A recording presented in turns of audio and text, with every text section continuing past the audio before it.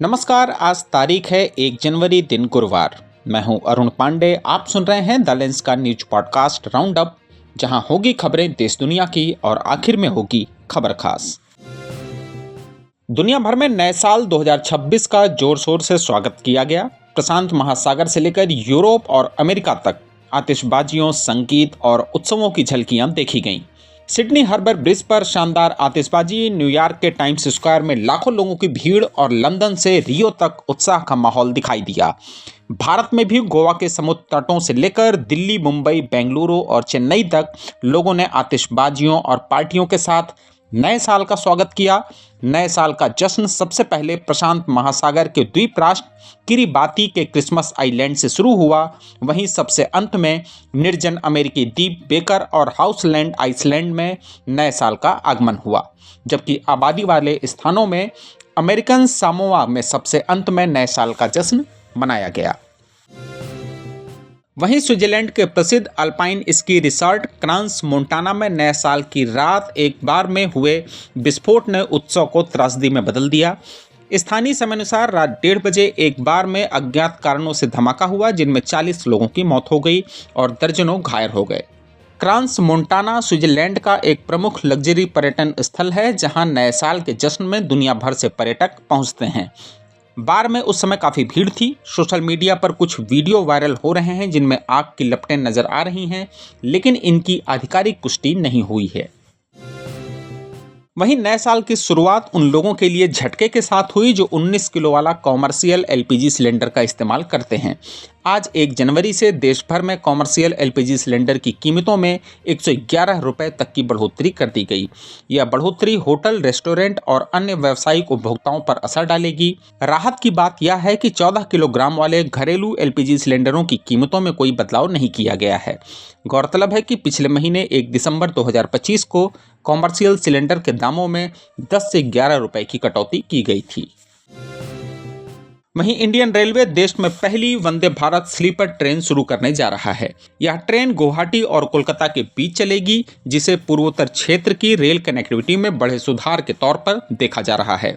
Rail मंत्री अश्विनी वैष्णव ने बताया कि पीएम नरेंद्र मोदी जनवरी के दूसरे पखवाड़े में इस ट्रेन को हरी झंडी दिखाएंगे। ट्रेन में कुल 16 कोच होंगे, 11 3 टियर, 4 2 टियर और 1 फर्स्ट क्लास एसी, जिनमें 823 यात्रियों के लिए जगह होगी। इसकी डिजाइन स्पीड 180 किलोमीटर प्रति घंटा है। हाल के ट्रायल में इसी स्पीड पर ट्रेन को दौड़ाया गया। रेल मंत्रालय की ओर से दी गई जानकारी के अनुसार भविष्य में अगले 6 महीनों में 8 और ऐसी ही ट्रेनें चलाई जाएंगी और 2026 के अंत तक इनकी संख्या 12 कर दी जाएगी। भविष्य में 200 से अधिक वंदे भारत स्लीपर ट्रेनें चलाने का लक्ष्य रखा गया है। मध्य प्रदेश के इंदौर में दूषित पानी का मामला गंभीर होता जा रहा है। दूषित पानी के सेवन से मृतकों की संख्या को लेकर अब अलग अलग दावे किए जा रहे हैं। मीडिया खबरों के अनुसार एक दिन पहले ही मध्य प्रदेश के सीएम मोहन यादव ने मरने वालों की संख्या 4 बताई थी, जबकि शहर के मेयर ने कहा था कि 7 लोगों की जान चली गई है। वहीं स्थानीय लोगों का दावा है कि 13 लोगों की मौत हुई है। प्रशासन की पड़ताल में पता चला कि शौचालय का गंदा पानी एक गड्ढे में जा रहा था। पाइपलाइन में जॉइंट लीक होने से दूषित पानी मिल गया, जिससे लोगों में उल्टी दस्त की शिकायतों के बाद मौतों का सिलसिला शुरू हो गया। सैकड़ों लोग अभी अस्पताल में भर्ती हैं, जिनमें महिलाएं और बच्चे भी शामिल हैं। इलाके में स्वास्थ्य विभाग ने मेडिकल कैंप लगाए हैं, सफाई अभियान चलाया जा रहा है और क्लोरीन की गोलियां बांटी जा रही हैं। पानी के सैंपल जांच के लिए भेजे गए हैं। सीएम ने मृतकों के परिजनों को 2-2 लाख रुपए की आर्थिक सहायता देने की घोषणा की है। साथ ही मरीजों का पूरा इलाज सरकारी खर्च पर कराने का भरोसा दिलाया है। और आखिर में जरा हटके में जानिए, भारत और पाकिस्तान ने एक दूसरे को क्यों सौंपी परमाणु ठिकानों की सूची।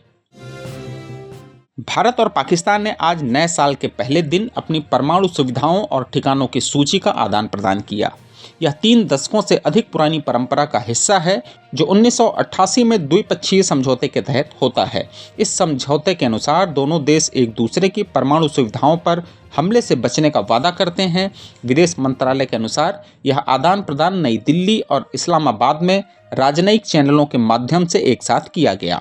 यह दोनों देशों के बीच इस तरह की सूची का 35वां लगातार आदान प्रदान था, जिसकी शुरुआत 1 जनवरी 1992 को हुई थी। हालांकि यह कदम तकनीकी और औपचारिक है, लेकिन इसके पीछे का रणनीतिक संदेश बिल्कुल साफ है। भारत किसी भी कीमत पर परमाणु अप्रसार व्यवस्था से बाहर नहीं रहेगा और गैर जिम्मेदाराना रुख को स्वीकार भी नहीं करेगा। पाकिस्तान को भी अच्छी तरह से मालूम है कि परमाणु क्षेत्र में कोई चूक बर्दाश्त नहीं की जा सकती। बॉर्डर पर तनाव, आतंकवादी गतिविधियां और सैन्य झड़पें अपने स्तर पर भले ही चलती रहें, मगर परमाणु विनाश की दहलीज तक पहुंचने से पहले दोनों पक्षों को रुकना ही पड़ेगा। तो आज के लिए बस इतना ही। कल होगी फिर मुलाकात नई खबरों के साथ। खबरों को विस्तार से पढ़ने के लिए विजिट करिए हमारी वेबसाइट theLens.in। यूट्यूब के अलावा हमारे पेज को एक्स, फेसबुक और इंस्टाग्राम पर भी फॉलो करें। शुक्रिया।